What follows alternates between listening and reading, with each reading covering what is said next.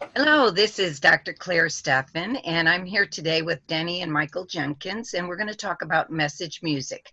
Just as we begin, I'm going to give you a little background information about myself. I'm a psychologist and a naturopath, certified as an alcohol and drug counselor, a natural health professional, a master herbalist, and I'm board certified as a coach in life coaching, wellness coaching, and business coaching.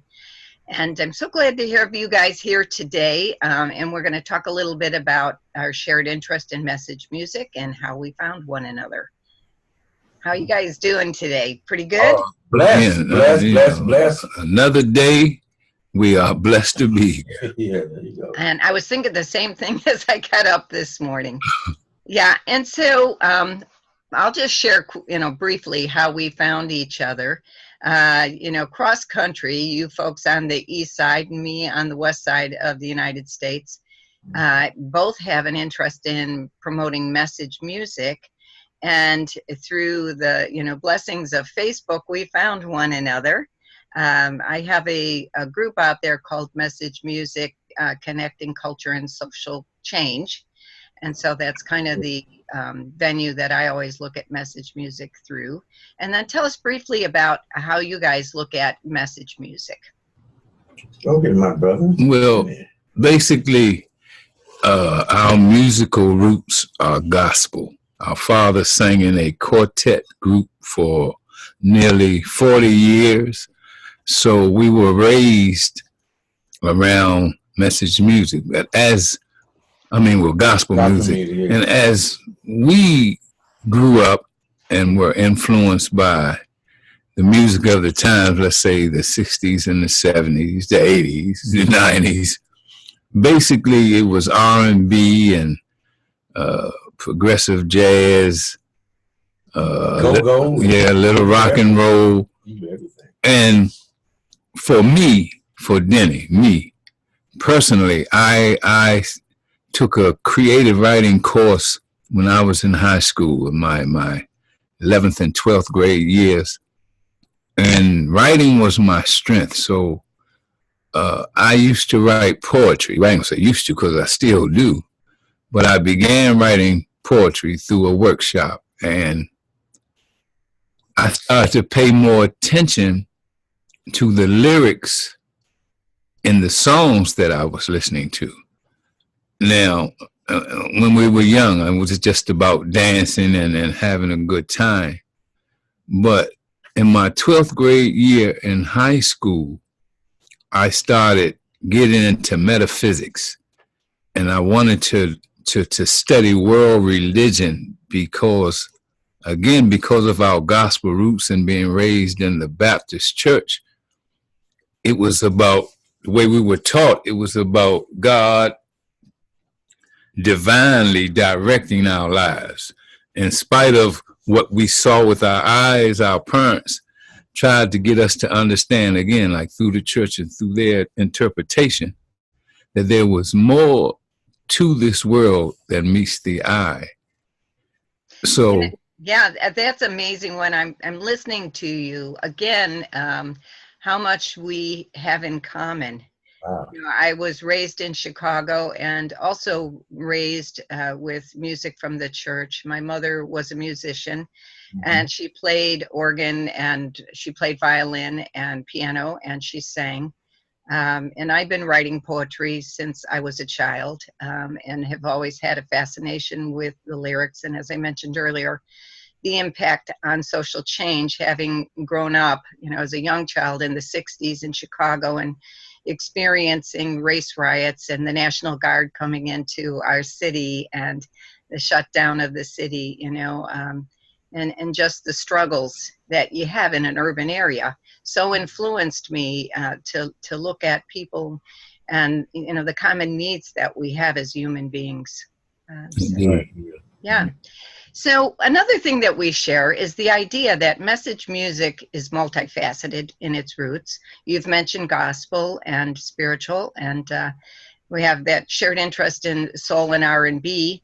I also grew up listening to folk music, and as it became folk rock, the lyrics there were very meaningful, at least influenced me quite a bit. But, all of these other genres that we have listed here are, also places where you can find message music. Yeah. I think you can even listen to cowboy music that, we hear out here on the West Coast. But message too. Yeah, message too. yeah, and you can find a message in anything. And I love that you were talking about the metaphysical, because not all people find their comfort in organized religion. Some people do look to the metaphysical, but, and it doesn't have to be a separate journey than organized religion, as you spoke of, but just the idea of that there's something greater than us and there's something bigger in life that can help us find our way. And, we can find guidance sometimes through music to help us do that. Again, yes, you are so right. Because in my brother and I's case, again, because we were deeply rooted in music, it was like in our DNA. So that's our gift. That's what we believe God has given to us, the gift of music. And again, because of my deep inner need to understand and see life with more to it than just what I went through every day, because I suffered addiction for many years. In fact, I've only been clean and sober for the last 5 years, because even when we were doing gospel music with my father, I was still doing drugs and still trying to find myself. And I didn't quite, I was mentally institutionalized. I was put in a mental institution because of my inability to, as they say in the rooms, to see life on life's terms. I always saw more. And then at one point in my life, because of the drugs, I was hallucinating. I couldn't tell what was real anymore. My addiction was about my feelings. I couldn't relate like the average person that I dealt with in my peer group. I just couldn't seem to fit in. And I tried so hard to fit in that I fit out. Yeah. Sadly, Denny, that's the story of a lot of folks that struggle with addiction. And now we're learning some things that I talk about in a podcast that I do. It's called Heal Your Brain Toolbox. And things that we're learning about addiction is that when people use substances, it hits a part of the brain called the pleasure reward system. And it changes the structure of the brain. And there's very few things in life that will give you that immediate kind of satisfaction that you feel through that substance. And one of the biggest struggles, as you well know, in recovery is trying to find something that's going to replace that substance in such an immediate and satisfying way. And of course, the satisfaction is temporary because people start to have the need, for more because their intolerance increases. And so it's a whole kind of, chasing the rabbit down the whole cycle. Right, yeah. Right. So I'm going to shift here and talk a little bit more about the history of social change in music. For us, we're of the generation that we have experienced the peace movement, the women's movement, Black Power movement, which was very influential growing up in Chicago, and the wonderful music that came out of all of those movements. And I think that it's a rich time when we have social discord to be able to connect to people in that expressive way that only music can do, because it goes beyond the words. And, my hope is that, we're going to be able to make some music together. I've shared some lyrics with you, and I think it's our intention that we'll be able to create some music together as well. Yes, I just spoke to Mike about that this morning. We haven't already started on your stuff. So, because I said, man, it would be excellent to be able to say that we have a published work together, on that road to make message music a formal genre. Yeah, and we're doing a lot with that. There's a journal article that I wrote that should be published here shortly, which I'll talk about in future sessions. But so we've got that going, and I've posted some things out on SoundCloud cloud now and designated it as a separate genre. And so, you know, there's a lot going on that I think we're going to find some movement with our ideas around message music. Yeah. Okay. Yeah. So we've looked at some of the different genres in which we can find message music. And I've just got us thinking about, you know, how we can categorize this within, because we're talking about creating a separate genre, but I also think of it as a universal genre because of the fact that you can find messages in all kinds of music, not just here in the States, but across the world. That there's messages in people's music, no matter, you know, where we're looking for it. And so, you know, traditionally we thought of this kind of message music as music with a meaning, or, you know, something that you would find in religious and spiritual background. But I think we can, as you said earlier, also find it in any type of music that empowers or raises the spirit. I know you guys were, you know, strongly influenced by Earth, Wind, and Fire, which is one of my favorite bands out there. Yeah, they're our mentors. Yeah. You know, and you can't leave one of their concerts and not feel better. I'm telling you. I'm telling you. They really made me understand, because of their mindset, that there was more going on, again, which was my whole thing, than meets the eye. So I really started to listen to the lyric and the way Maurice White expressed himself. Yeah. You know, I could truly relate. So in that regard, that's why Michael says that they were our mentors. And the music was superb. Yes. Along with the message. Yeah, and you know, just the energy of their performances as well. You know, the showmanship behind their performances, it united people. You could feel that energy all across an auditorium if you attended a concert. But even just listening it, you know, through the radio, you feel that energy, and it does uplift. You know, and that's what we're talking about here today. That message music, no matter what the genre, has that power to uplift. The music that I tend to write is really for the intention of healing. Sometimes it's meditative or transcendent, and its intention is to bring people to a place of mindfulness, so that they can, you know, calm the energy that maybe is exciting their brain in such a way that could draw them towards addiction, or might make them feel depressed, or make them feel anxious. Yeah. So I think music's a very powerful healing tool. Oh, wow. It is truly mood altering, period. I mean, again, no matter the genre. I agree with you totally there. Yeah. Yeah. And so I looked at some of the ways, you know, to figure out why is it and how do we respond to music on an emotional level. And, you know, we have learned associations. Again, this is talking about our brain, that we keep things in memory. And they're that region of the brain that I was referring to earlier, the pleasure reward system, and within the limbic region of the brain, which is where emotions are housed and memories that relate to emotions are housed. And when we hear the sounds, we hear the music, we learn to associate it with our experiences. And so with that, we begin to anticipate what we're going to feel, what we're going to hear. And there's patterns and structures in music that we, you know, as I said, anticipate where the music is going. The other thing that happens with music is that it allows us to express, and sometimes the expression is, like you said earlier, dance and movement, and that we can connect to those emotions in a universal way. But it also affects our sympathetic nervous system. So it arouses us, and sometimes it excites us and makes us feel joy and happiness. Other times we relate to it on an emotional level and recall times of sadness. But at any rate, it connects us emotionally.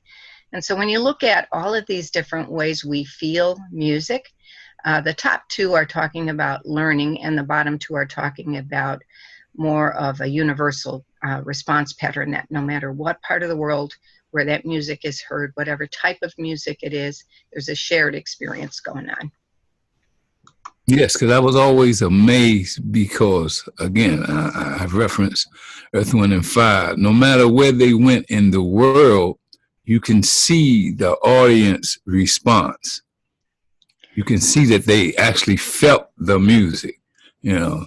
So that is one of, like I said, one of the reasons why I personally even considered message music back in the early '80s.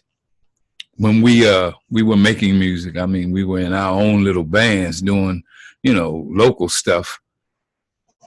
The type of music, the type of lyric that I wrote it changed from in my youth to dance, have a good time, to sit and ponder what's going on around you. So yeah, to take it in. And that's what it did to me. And that's what put me on the path of message music. In the year 2000, when Mike and I created Spirit to Spirit, we were our purpose was to make message music. Period. Whatever the genre, because we love. When I was young, Michael was Michael is my older brother, 2 years, but he ventured in all kind of music. He was the music in our home. Yeah, I started playing. Started with violin. Wonderful. Yeah, when I was about 6 years old. I was actually diagnosed as a child prodigy, but I had a very traumatic experience, and it kind of took me away from my music for a while. I have a story with that, but yeah, I mean, I was truly blessed. I mean, I was playing Tchaikovsky and I was in symphony orchestras and all kinds of stuff. I'm talking about at a very young age. And, well, we're going to have another session and hear all about that story, Michael. Yeah, the story is something. Yeah. So we're talking here about the emotional component of music, and there's a scientist that studied emotions, and he was looking at it from a universal perspective and found that these 6 emotions are biologically driven. And again, no matter what part of the world we're looking at, people, they experience these emotions of anger, disgust, fear, happiness, sadness, and surprise. And, it seems that there should be more to it than that. And so Robert Plutchik started to think, well, there's got to be a more expansive view of this emotion. And so he looked at broadening that spectrum and looking at the wide array of intensity and the kind of frequency in which we experience different emotions. And he found that they are much more universal. And so this just gives you a view of some of the shared emotional experiences. And I dare to say that no matter what kind of music you're listening to, you can find some kind of music that will express any of these universal emotions. And that will be that universality and connection that we're talking about here with message music. So I think the power of message music is that it has a universality there. It communicates healing. It brings us to that internal experience and the external experience that we share with others. It evokes this wide range of emotions that have social meanings because they happen in the context of culture. And what I always like to think about is that it creates a time capsule. So what's ever happening in the world around us at the time the music was recorded, it's there for us to return to and re-experience. Yes.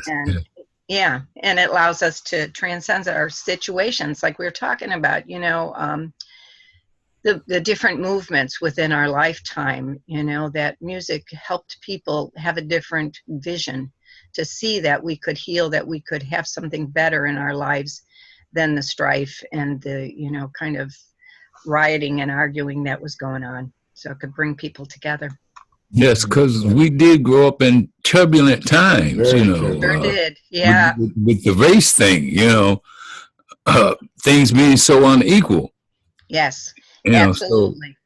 So we felt misplaced, like we didn't have a place. And I mean, from time to time, those thoughts still come to mind because they're not completely gone. No, that's true. They're still relevant. Yeah, and presently, because of our administration, we are experiencing this division. And we believe that message music can help heal some of that division. Yeah, it doesn't, and you think it even goes beyond administrations. It's like there's always going to be some of this disparity, because people will operate out of fear and hatred. And so you will, experience prejudice for all kinds of people for reasons of ignorance, that what people don't know, they fear sometimes, and they will perpetuate that fear and respond accordingly to that. Yeah, and so I think, one place in which music, has such value is that it allows us to reach beyond that fear. Stevie Wonder told us it's the one thing we have that is truly integrated, and I believe that, because for that moment in time when people are sharing music, they forget about color, they forget about gender, they forget about all of the things that can, separate us. I agree. That's why music is so powerful. Absolutely. Yeah.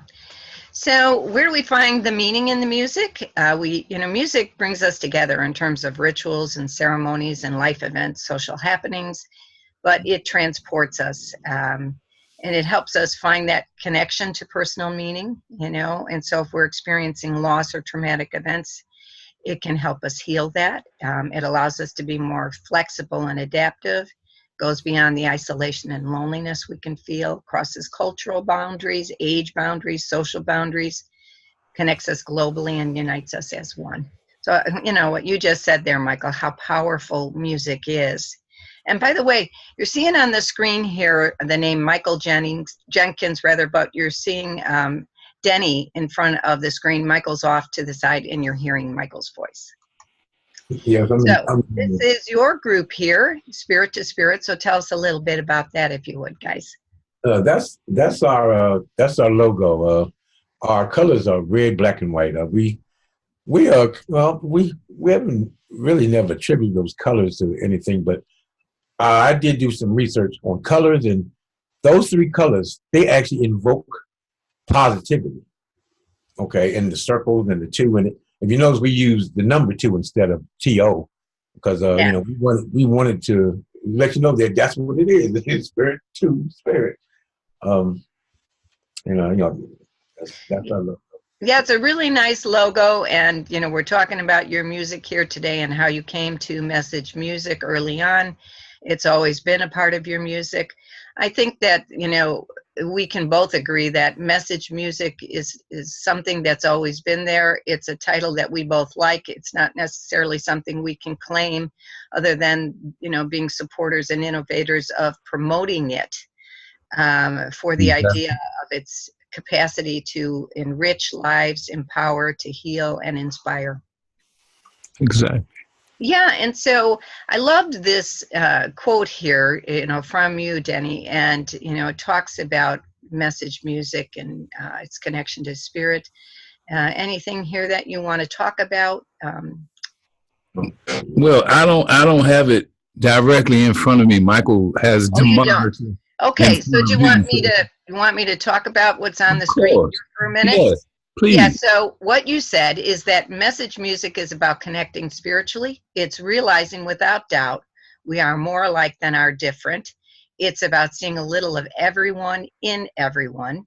It's about the journey or the experience called life, mind, body, soul, and spirit. It's about hope, faith, love, patience, perseverance, peace, assurance, trust, truth, esteem, etc. All the positives enhancing life and spirit, in spite of self, negative forces, prayer and knowing, and the lack thereof. It's knowing faith without works is dead. It's about realizing your dreams, self-realization minus self. Even if you are presently living a nightmare, day in and day out, this new exciting vision covers the entire spectrum of genres, because it's not about the style of music, its content. It's not about the messenger or how it's marketed. It's about the message, rebirth. Yes. Well, that's how I feel about it in its totality. It's beautiful. Yeah. I mean, we live in a world that's finite, but we are actually living in a world that's infinite. So boundaries keep us in fear, and not understanding adds more fear. Basically, what I was trying to say, even though I didn't want to keyhole it and just say it means this, because it could mean so much more to the individual. Because again, like I say, we are actually living in an infinite universe. So basically, I just was trying to let people know that, look, try to keep it simple and realize you may feel that you, as an individual, you are special, but in that same vein, you're part of it all. We are part of this infinite space, these infinite dreams, so. And that we are all connected as one. All connected. Yeah.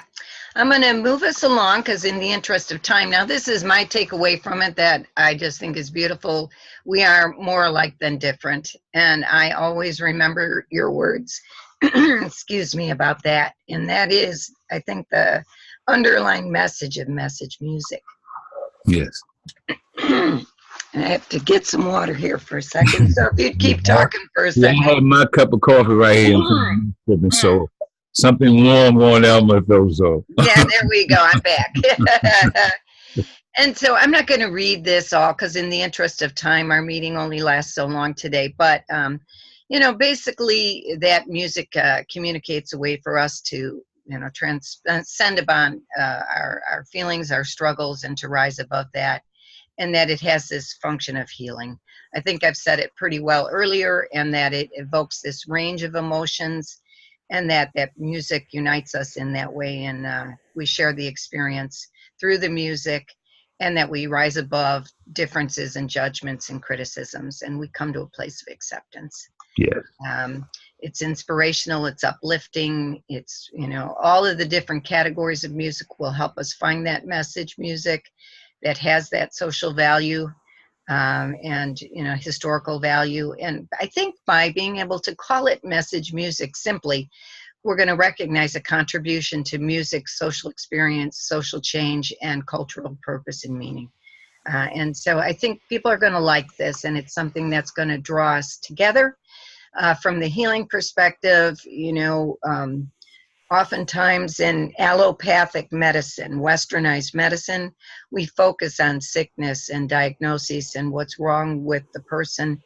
I tend to look at it all, even with my psychological work, through a wellness model and looking at how we can empower and promote self-healing, and that we utilize earth medicine, that all the gifts we need in order to heal and be well is present.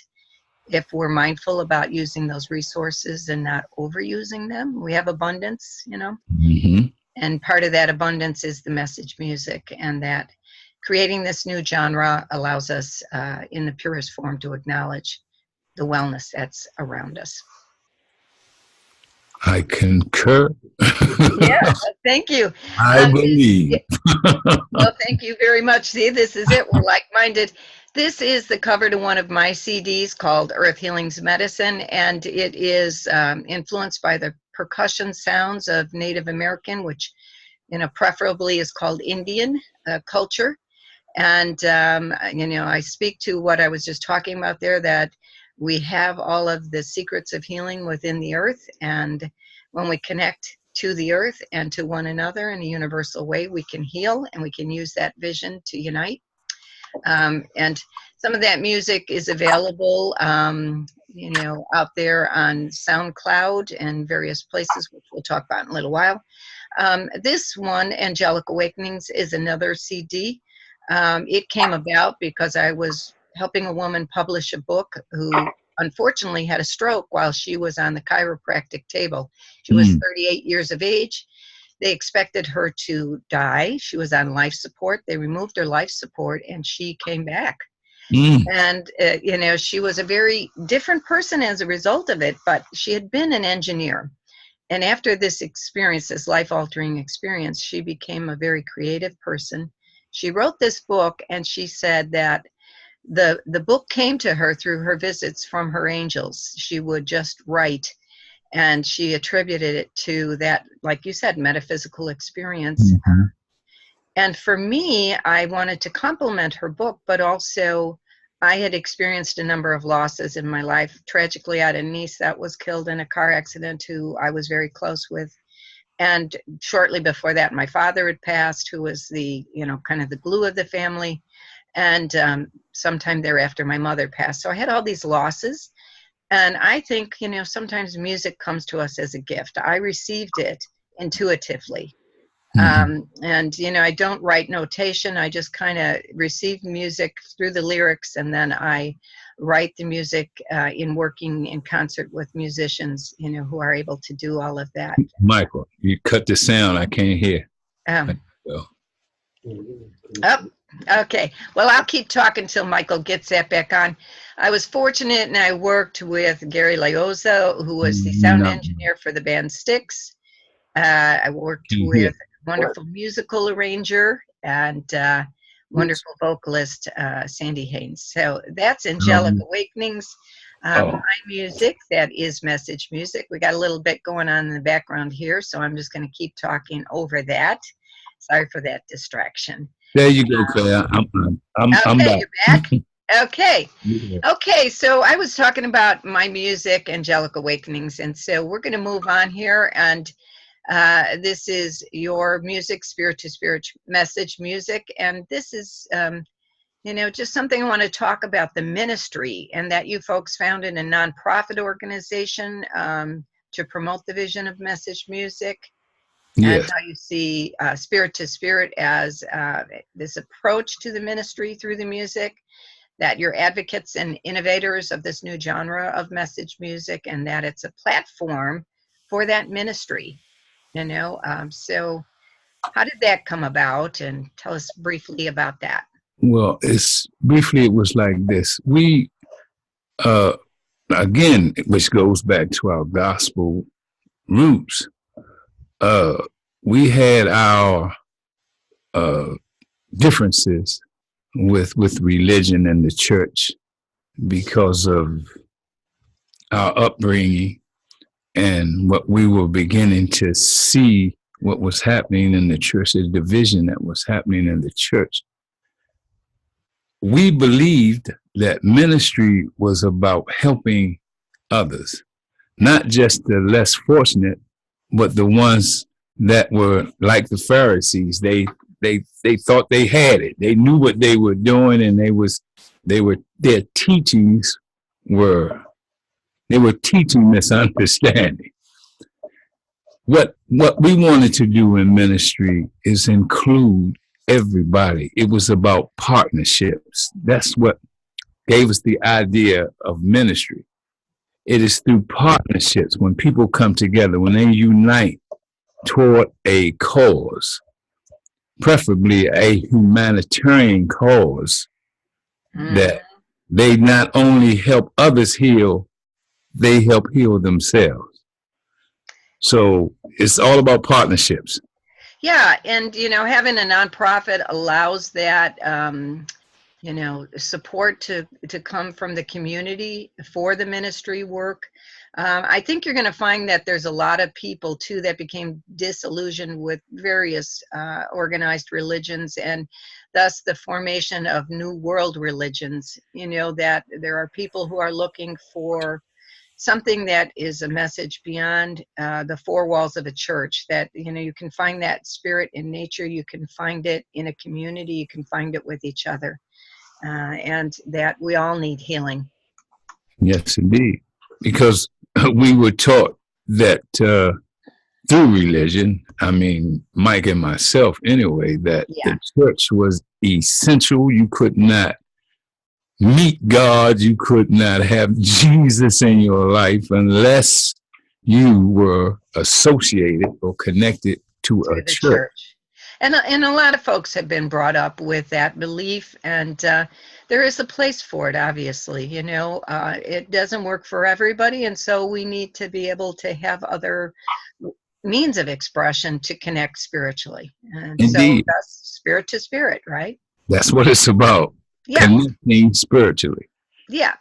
And so I'm just going to share another thought with you here, that message music can be utilized to teach us to align with the simple truths that we're talking about here, and I'm very much, I think, focused on creating life balance, whether, again, I'm working psychologically or naturopathically, which actually has its roots in ministry, but assisting individuals and groups to build an authentic foundation that's going to guide them. And that's the part of the message in the music. So creating that mindful intentionality, that we're going to focus on social change and promoting the universality, acceptance, and connectivity, so that we're more in harmony with one another. And Claire, see, that's why I believe that we met, because it's about partnering. There you go. Like yourself, that more people are served and their needs addressed. Absolutely. No, I can't just do it in my thinking or in my understanding. It has to be broader. Absolutely. And we're going to let God have his way. And isn't it funny? Here we are, coast to coast, and yet we have that shared vision and, saying basically the same things. And I don't think that that's coincidental either.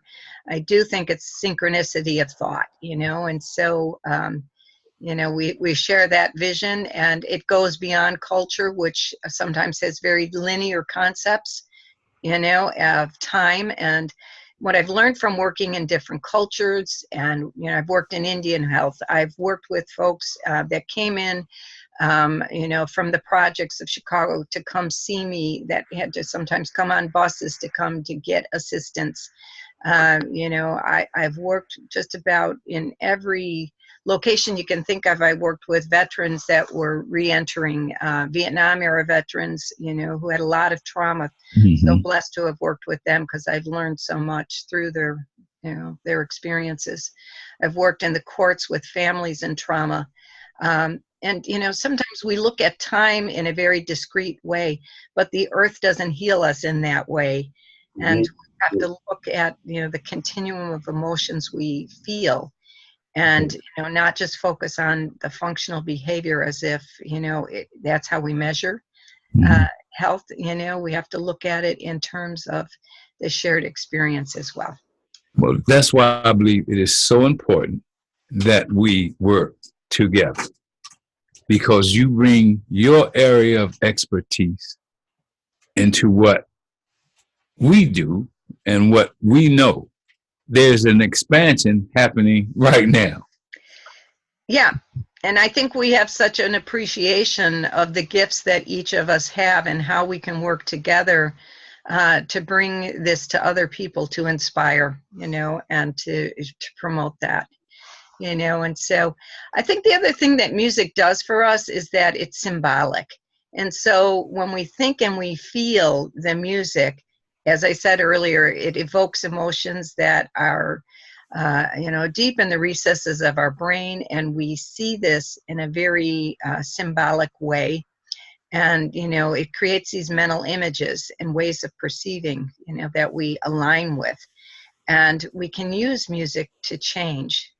We can promote changes culturally, we can promote changes socially. And that music, I think, can either be used in a way that's decorative and helps us celebrate life, and it can be a way to connect the cultures too, rise above and, beyond what cultural constraints that we currently have. Indeed. And I'm trying to make that my life's work. Yeah, me as well, And so it's not only about the words, although you and I both seem to be folks that love the lyrics and the meaning behind the words, but it's also within the culture and what happens within the context of culture. It's eclectic in its format. It evokes all kinds of emotional experiences.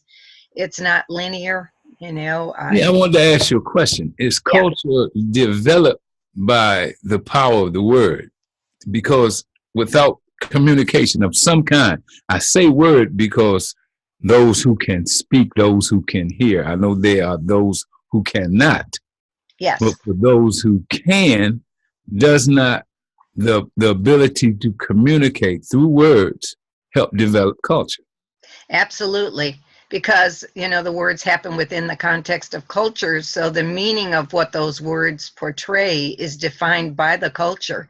But then you got to look at too, Denny, is like my experience of culture may be different of your experience of culture because of the color of our skin, or because of where you grew up versus where I grew up, or because of socioeconomics, or all of these things that categorize differences.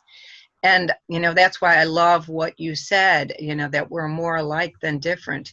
Because when you strip all that away and you look at just the human factor, we experience emotions in a very similar way, regardless of where we came from. And so the words are maybe a vehicle to get to that connectivity.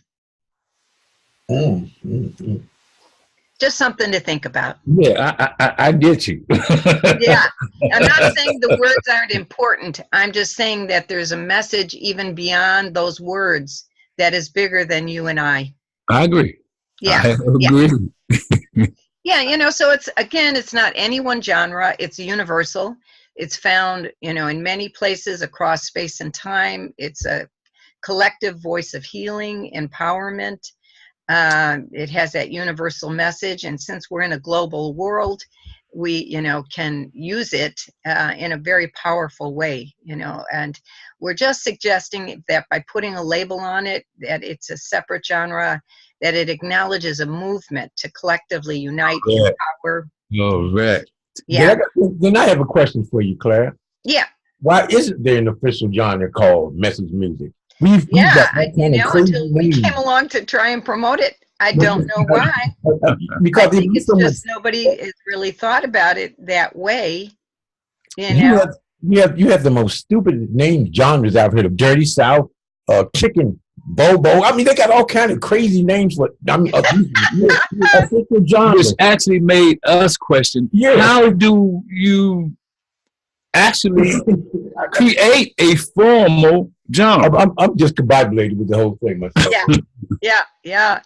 And I think as names go, it's a good one, because I think it's like a conduit that connects all of what we're saying here. That the message is in the music, whether you're a person who's getting it through the words or the feelings that, the instrumentation creates. Or yes, which I wanted to speak on, because Michael is the tech part of this union.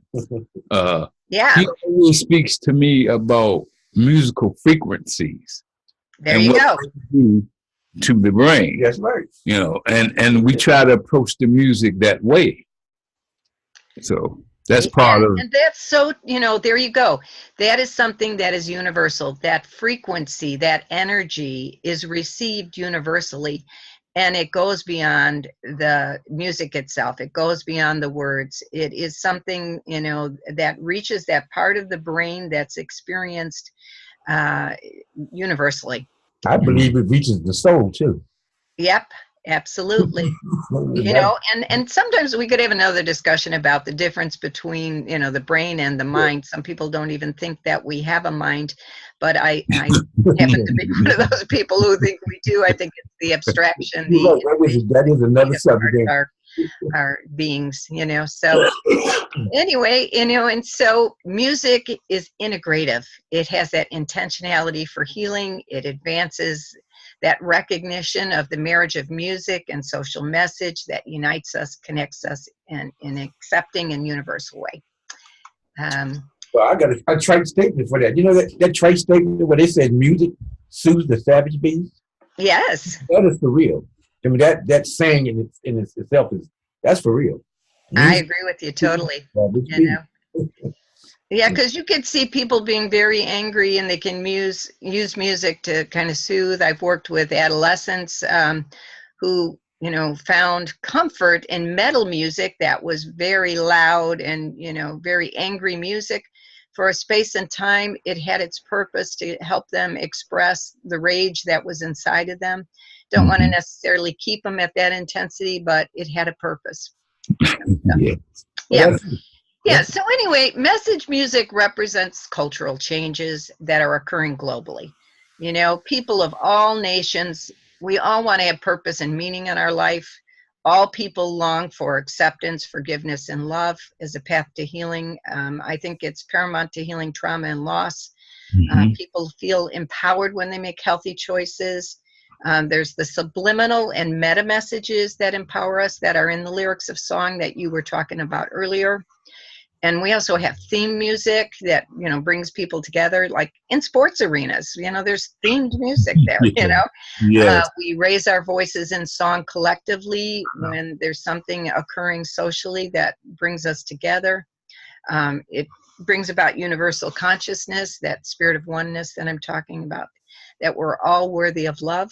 And again, I love what you said here. We're more alike than different. It's the bottom line. Yep. It's about being human, not about being black, not about being white, not about being Asian, etc. Yep. You know, and like we said earlier, it's always existed. I'm showing on my screen here now places where people can find me. If they're interested in becoming a coach, a life, wellness, or business coach, and sharing this vision, or other types of wellness and healing, they can find me through coachingchoicecollege.com, ceforcoaches.com, and familyofchoice.org. And I have Facebook groups on message, music, connecting culture and social change, and these other groups here that support the coach training. And then they can find you folks through spirit-to-spirit-message-music.com, and on Facebook, Spirit to Spirit Message Music Group, and then each of you individually, Denny and Michael Jenkins, right? Yeah. And then each of us can be found through the Two Safe Soul Records. We're connected to Keith Martin, the founding and executive director of Two Soul Records in Parkville, Maryland. He's an interesting guy, brings together all kinds of people like us. Yeah. He is, quite. He brings together musicians, preachers, ministers, healers, teachers. And so you'll find our music out there, right, through Keith. And then I'm just showing his labels here, and he can be found on Facebook as well. Yeah. So we're going to end today, and I wanted to thank you both for joining me. It's been wonderful to work together, and I look forward to more time with you guys. I appreciate our time together today, and I hope you have a wonderful day. As do we. And I hope you were there at our Message Music Awards. Yeah, you have to be there. Yeah, well, it's in the planning stages, and we definitely have to have you there. That's hopefully, we'll have a couple of your songs. I hope so. Yeah, I hope so. Yep, I got some things going on here, a little wacky with my screen. Sorry about that. But anyway, folks, it was wonderful to meet together, guys, and I look forward to our next talk. Yes, it was wonderful to put a face to the voice. Yes, it was. And to the texting. Yeah. All right. Well, you have a blessed day, and we'll talk to you soon. Okay. God bless. God bless you too. Bye-bye.